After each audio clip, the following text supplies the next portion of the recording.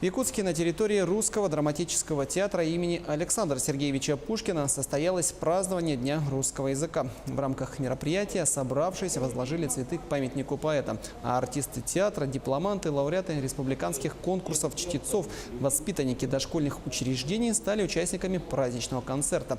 Его провели прямо на ступеньках театра.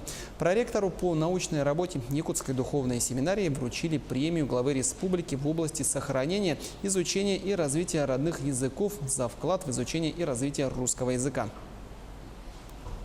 И в этот день мы можем, чем он хорош? Хотя бы тем, что мы в этот день можем еще раз подчеркнуть значимость языка.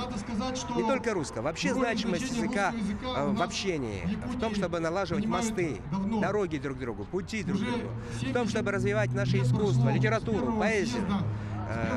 Конечно, русскому языку в этом отношении принадлежит особая роль, потому что вот все 193 народа, проживающих в России, в Российской Федерации, они говорят на русском языке, и этот язык есть общее, что нас объединяет.